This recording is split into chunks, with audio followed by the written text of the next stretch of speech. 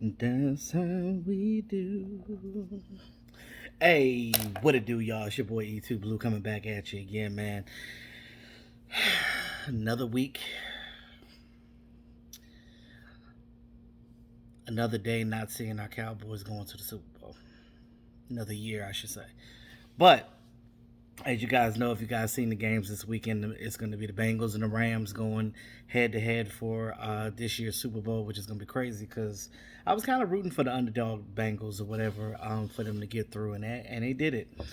Shout out to them. Shout out to Joe Burrow. Shout out to our old Chidobe Awuzie that's going to the Super Bowl. It's funny how like players leave this team, and so many fans be like, "Oh, this player sucks. This player sucks." And they go to another team and they go to a Super Bowl, just like with Anthony Hitchens and Morris Claiborne and Shavarius Ward and Damian Wilson and all these other guys leaving and going and DeMarcus Ware going to other teams and getting Super Bowl rings, and you just like, what the fuck? It just makes you mad as a Cowboy fan because you're like, damn, like, should we have kept them? What are we doing wrong? And we'll talk about some of those things, today and throughout this off season because again, it's gonna be a long off season, y'all. So just sit back and relax because one thing we got to stop doing is stop listening to the outside noise, stop listening to these haters and stuff because there's teams that never even been to a Super Bowl. This is the Bengals' first time ever, so just understand that it's hard to win a Super Bowl. Tom Brady did it, but he's probably gonna.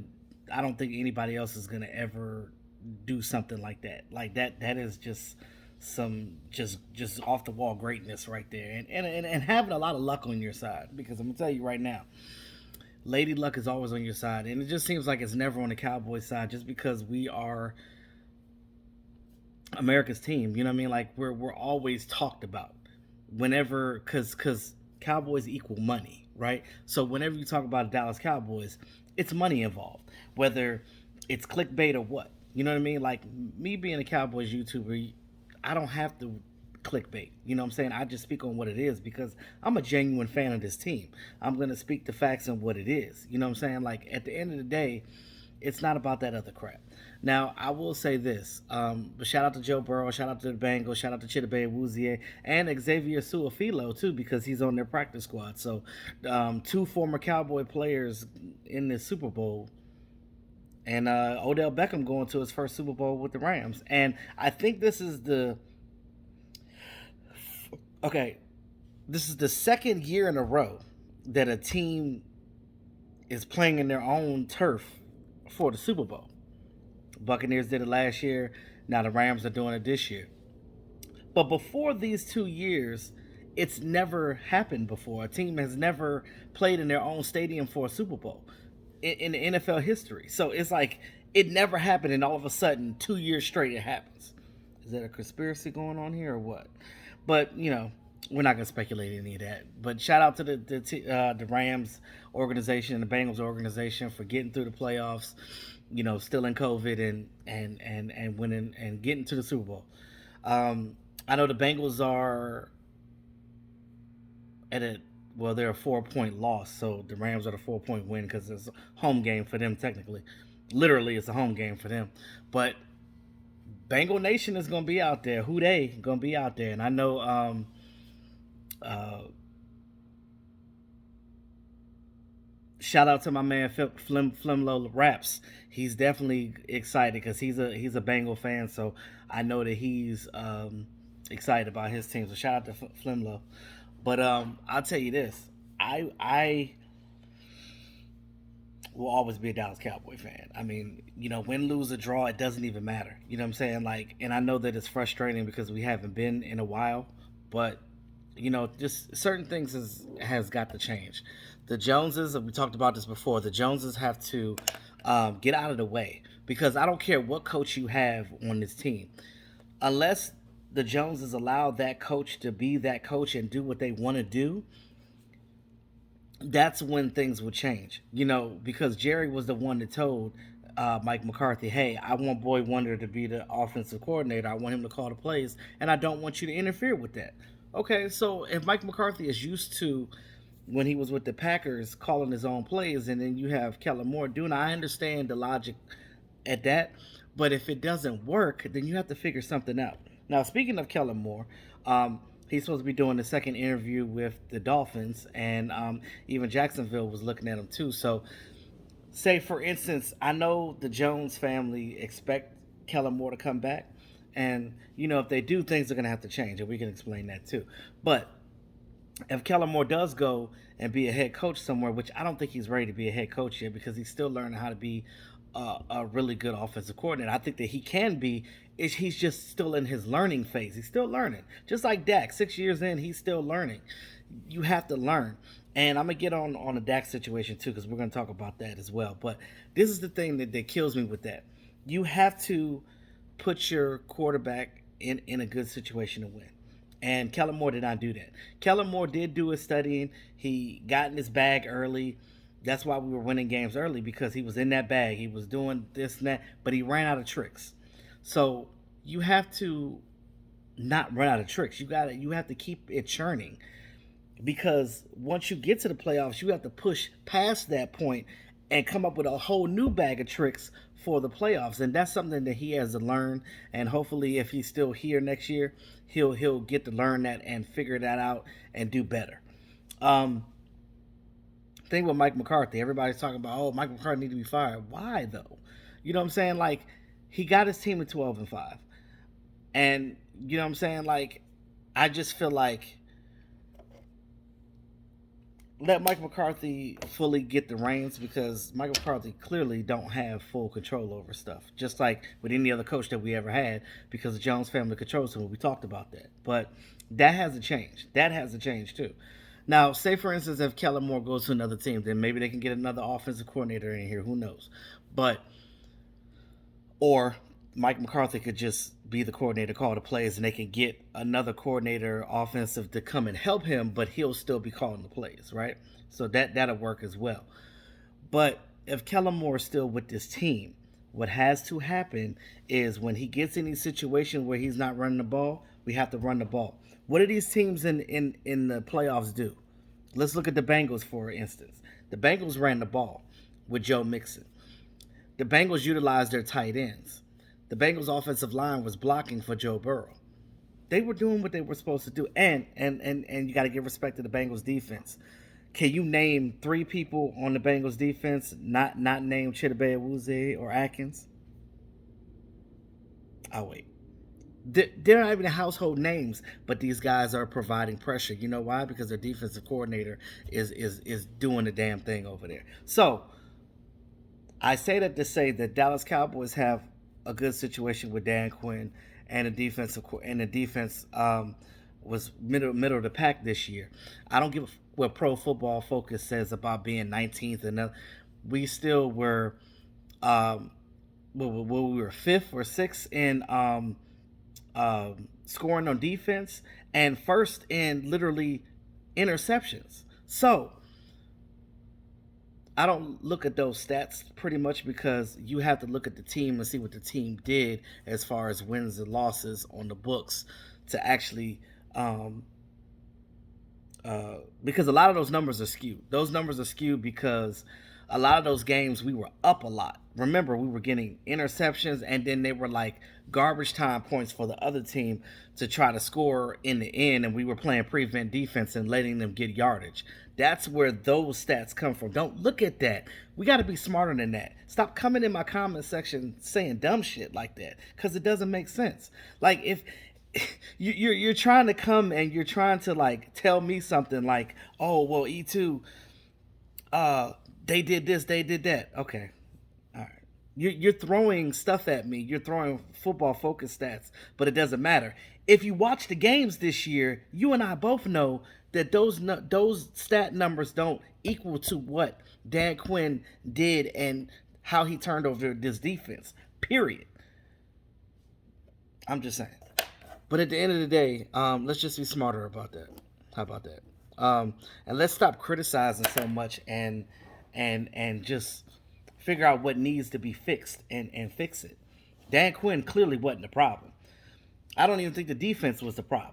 we had injuries on defense that hindered some things, but I think that once that defense comes back healthy next year, oh, they're going to be really good. It's the offense that got to get their shit together. Dak's got to be better. As much as I love Dak, he's got to be better. I really think that he's still um, at a mental state with that ankle injury, mentally and physically. Because again, we talked about that arm thing he was going through. Nobody talked about that anymore, right? He was still going through that, still going through the ankle injury, putting that weight on that other leg, which was messing with his calf, which is the reason why he was out that Minnesota game. But of course, they're not going to complain about it, but it happens. Ezekiel Elliott playing on a partial PCL tear.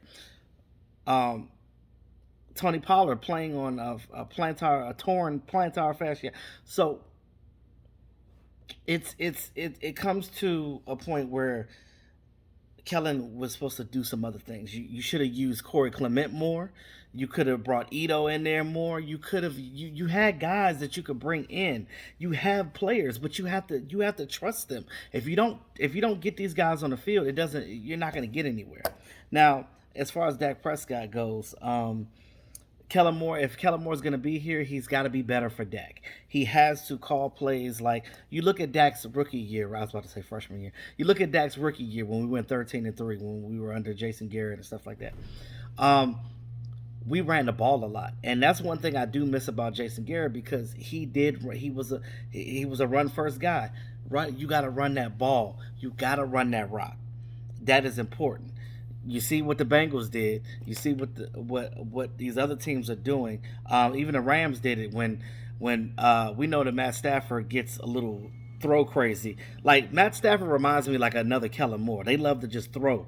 You know what I mean? So Sean McVay had to pull him back and be like, "Hey, we need to run this rock. We need to get some screen games in. We need to get some quick pitch passes and things of that nature, slant routes, skinny posts, things of that nature. We need to do something that's quick."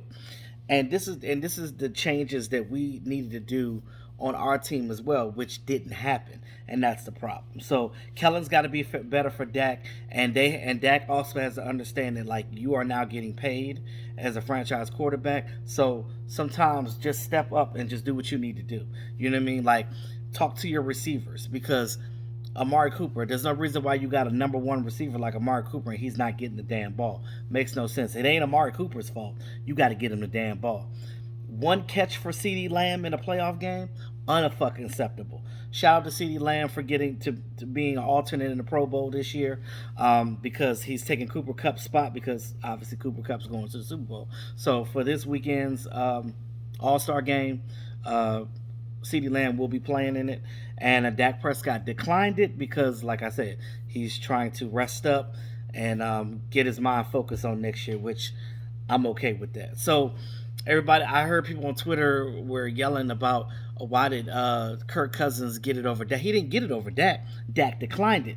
So, because Dak declined the Pro Bowl, it automatically goes to Kirk Cousins, and then Russell Wilson is playing as well. They're playing for Tom Brady and Aaron Rodgers because they're injured, and more than likely they'll be retired this year too, just like Big Ben is out. Um, One more thing I wanted to get to next year's schedule. This is the last thing I have on tap. 2022 season. So if you don't know, our home games are going to be, of course, our division. So we have Cincinnati at home, Tampa Bay at home, Indianapolis Colts at home, Houston Texans at home, Chicago at home, Detroit at home. And as the offseason goes and seeing how these teams draft and what quarterbacks are going to be, because since there's guys retiring and people moving around, some of these teams that were dominant this year are not going to be dominant next year. So this first place schedule may not be as hard as you may think it is. Now, the Bengals, we've always beat the Bengals, but not now with Joe Burrow. Who knows? Because, they're playing out of their minds right now. Away, of course, you got your division. And then you got Tennessee, Jacksonville, Green Bay, Rams, and Minnesota. So for 2 years straight now, you're playing both teams that were in the Super Bowl. You played both the teams last year in the Super Bowl, and now you're playing both teams this year in the Super Bowl that next season. So we got to get this team ready next year. We got to figure out what we're doing with tight end. We got to figure out how we're going to motivate and move this offense is what we need to do. I would love to see Corey Clement come back. They need to probably draft somebody late, maybe fifth, sixth round, like a like a quick guy. He don't have to be no powerful guy, just a quick running back, just a guy that you could pitch out the backfield, and we just need more speed on this team. You might need to go get another Cole Beasley type of wide receiver on this team because we have fast wide receivers, but they're not speedy fast. They're shifty fast, but they're not fast. You need one of those Cole Beasley type of guys to get up in that slot and just cat. You know what I mean? But we'll talk about that as this offseason fares out. Don't expect the Cowboys to do anything big in free agency because they're not going to. They typically don't. And this year with the cap being with what it is, I know that they restructured Dak's money, taking some of that money, giving him a signing bonus. So that pushes money down the road because he has an empty year in his contract, and that money goes to his empty year. So he's still getting all his money. It's just getting pushed down the road, and then the other base is getting put into a signing bonus. So that frees up some about 16 20 mil on the cap for these guys, and then we know the cap's going up, so we'll have some money in the offseason, so don't even worry about that. But with that being said, man, let me know what you guys think in the comments section. Like, share, subscribe to the channel, and make sure you hit the notification bell when you subscribe, because if you don't hit that notification bell, it's not going to let you know. So that's a new thing. When you subscribe, you got to hit the bell too, because you have to personalize it. So but with that being said, y'all, it's your boy E2 Blue, always keeping it real. Talk to y'all soon. Peace.